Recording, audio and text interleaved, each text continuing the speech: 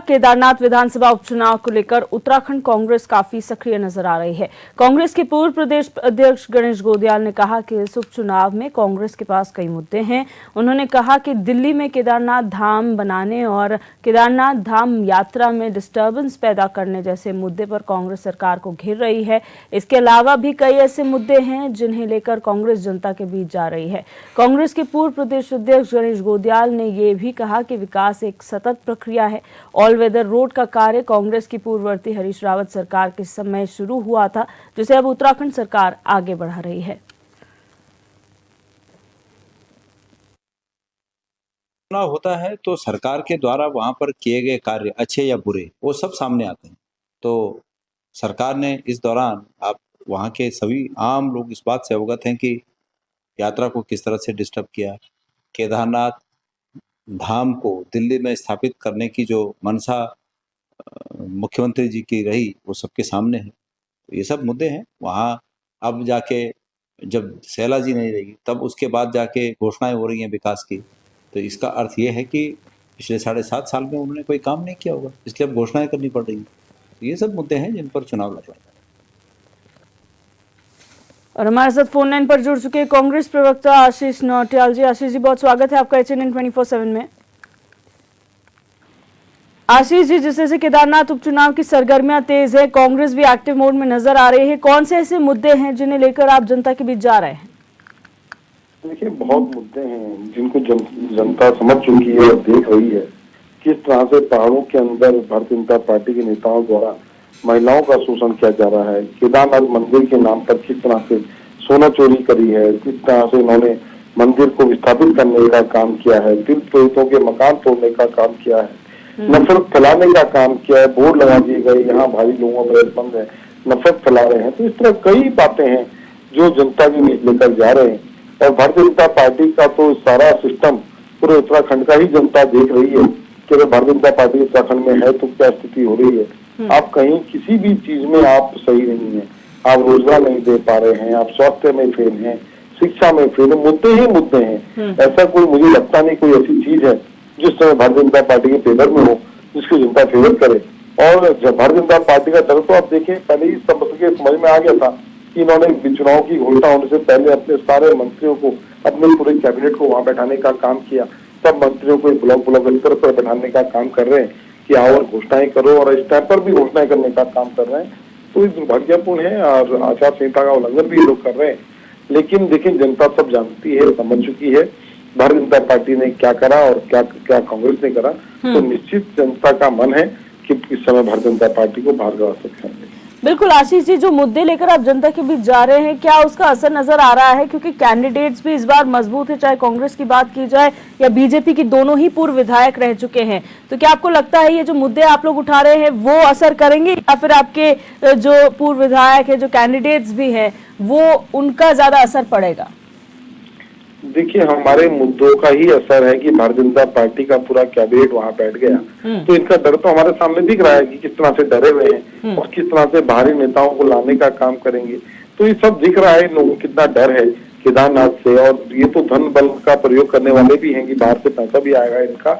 हम लोगों के पास धन बल नहीं है, लेकिन हम लोगों के पास सच्चाई है और सच्चाई के साथ हम चुनाव लड़ेंगे। और निश्चित जनता देख रही है, सबके देखे साक्ष्य को प्रमाण की क्या आवश्यकता वाली बात है, जब सब कुछ सामने है। केदारनाथ के अंदर इन्होंने किस तरह से तीर्थ पुरोहितों के मकान तोड़े, व्यापारियों को परेशान किया। 4 धाम यात्रा में देखें कितना परेशान किया, वहां यात्रियों को रोक दे रहे कि यात्री मत आओ मत आओ, उन्हें रोकने का काम कर रहे हैं, मैसेज चला रहे हैं मत आओ, वहां केदारनाथ खाली पड़ा हुआ था। तो इस तरह की कई बातें हैं। होटलियर पूरा वहां का इनसे नाराज है, तीर्थ पुरोहित इनसे नाराज है, वहां के क्षेत्र की जनता इनसे नाराज है। तो निश्चित इसका जो हमारे मुद्दे हैं वो मुद्दे जनता के मुद्दे हैं। जनता को अपने मुद्दों के लिए वोट करना है और मुझे लगता है जनता को मेन इन्हीं चीजों से मतलब है। आज जनता को सिर्फ केदारनाथ नहीं देखना है, जनता को पूरा देश देखना है। एक मैसेज जाएगा जो इस बात का कि अगर ये लोग हारते हैं तो इसका एक मैसेज जनता के बीच में जाएगा। देखें, इन लोगों के जो कारनामे हैं इसको जनता इनसे त्रस्त है। जनता को ये सब नहीं चाहिए जो भारतीय जनता पार्टी दे रही है। विकास की राजनीति होनी चाहिए। पहाड़ तक के अंदर दंगे कराने का काम भारतीय जनता पार्टी कर रही है सिर्फ एक चुनाव के लिए। तो बड़ा दुर्भाग्यपूर्ण है। आपसी भाईचारा खत्म करने का काम कर रहे हैं, तो दुर्भाग्यपूर्ण है। जनता सब देख रही है। उत्तराखंड जैसे शांत जगह पर अगर दंगे हो जाते हैं तो भारतीय जनता पार्टी की सीधी सीधी नाकामी है। ठीक है आशीष जी, आप बने रहिए हमारे साथ भारतीय जनता पार्टी के प्रवक्ता राजेश बिस्बी फोन लाइन पर जुड़ चुके। राजेश जी, बहुत स्वागत है आपका HNN 24/7 में। राजेश जी, कांग्रेस ये कह रही है कि हमारे पास मुद्दों की कमी नहीं है और एक तरफ आप कहते हैं कांग्रेस मुद्दा विहीन है। कांग्रेस ये कहती है कि हमारे पास केदारनाथ धाम जो मंदिर में बनाया जा रहा था वो एक मुद्दा है, जिस तरह से डिस्टर्बेंस क्रिएट की गई यात्रा के दौरान वो एक मुद्दा है। तो ऐसे कई मुद्दे हैं जिन्हें लेकर कांग्रेस जा रही है जनता के बीच में, क्या कहेंगे? देखिए जी, देवभूमि उत्तराखंड की जो जनता है वो बहुत शिक्षित जनता है और वो ये लैंड जिहादियों को, थूक जिहादियों को, पेशाब जिहादियों को और ये लव जिहादियों को बहुत अच्छे से जानती है। जो लोग इन जिहादियों का साथ देते हैं उन्हें सबक अगर कोई पार्टी दे सकती है तो भारतीय जनता पार्टी दे सकती है। और केदारनाथ की जो जनता है, देवतुल्य जनता है, वो जो इनकी विफल यात्रा रही, जो इनके अंदर कांग्रेस पार्टी के अंदर जो कलह हम लोगों को देखने को मिल रही है, जो अंतर कलह से लोग बाहर नहीं निकल पा रहे हैं, कोई नेतृत्व तो इनके पास नहीं है, देश के मुद्दे इनके पास नहीं है, प्रदेश के मुद्दे इनके पास नहीं है।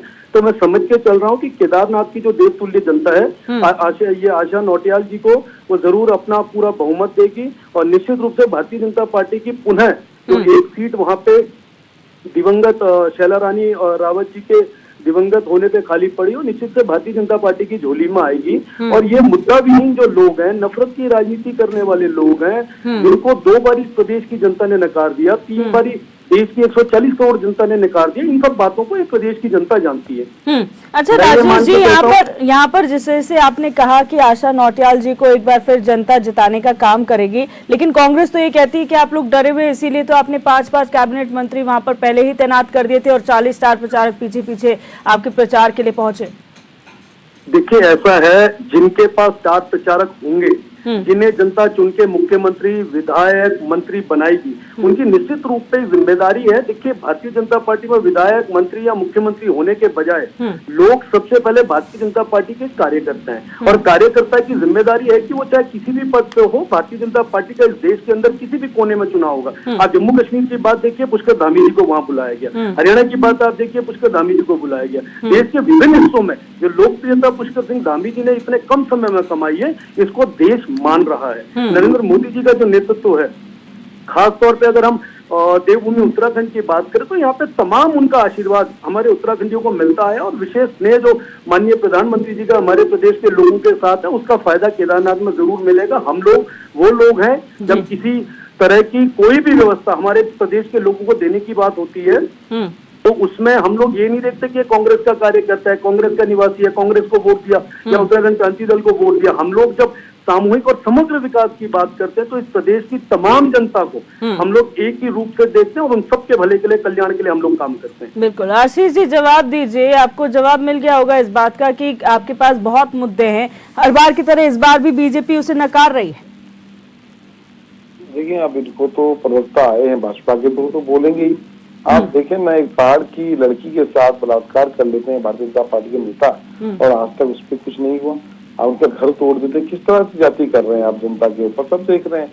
आपने केदारनाथ आपके सामने का उदाहरण है, सब कुछ जनता देख रही है। बोलने से क्या होता है? अगर बाहर अंधेरा हो रहा है और ये कह रहे उजाला ही उजाला हो रहा है, तो ये बोलने से क्या फर्क पड़ता है? तो कुछ भी बोल सकते हैं। लेकिन आशीष जी, प्रूफ तो जनता ने दिया है ना, हर बार 2 बार उन्होंने विधानसभा में जीत दिलाई बीजेपी को, जिससे और कॉन्फिडेंट बीजेपी हो गई है कि अब कोई भी चुनाव हो जनता उन्हें चुनने वाली है। निश्चित ही देखें, झूठ जो होता है, झूठ को लोग जल्दी कई बार स्वीकार कर लेते हैं।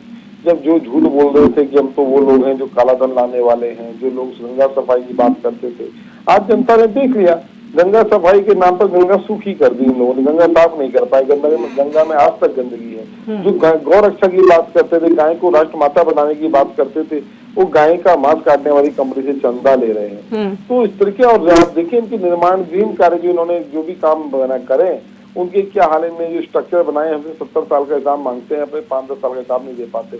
आज अब अयोध्या मंदिर देखिए वो चूड़ रहा है, संसद भवन चूड़ रहा है, हर जगह की स्थिति खराब है, कहीं का आप देख लें तो जनता तो केदारनाथ के अंदर देख लें, केदारनाथ के अंदर जो विकास कार्य कांग्रेस के टाइम पर हुए थे उसको भी इन्होंने खत्म करने का काम किया। पूरी सड़कें टूटी पड़ी, हमने यात्रा में देखा किस तरह से सड़कें टूटी पड़ी हैं और क्या हाल है, और खुद ही अपने आप को क्लीन चिट देते हैं कि हमने सर्च ऑपरेशन चलाया और कोई वहां नहीं है, और बाद में सड़क के किनारे लाशों के ढेर मिले। तो निश्चित जनता सब कुछ देख रही है, जनता सर्वोपरि है, झूठ से काम नहीं चलता है। जनता को निश्चित मुझे लगता है कि इस बार जनता को समझ में आ गया होगा कि भारतीय जनता पार्टी झूठ की राजनीति करती है, झूठों को वोट देना चाहिए, ये सच बोलने वालों को वोट देना चाहिए। जनता समझ चुकी होगी और जनता निश्चित अपना विश्वास सच के साथ पाएगी। बिल्कुल, आशीष जी और राजेश जी, आप दोनों का बहुत शुक्रिया हमारे साथ जुड़ने के लिए और अपनी अपनी बात रखने के लिए।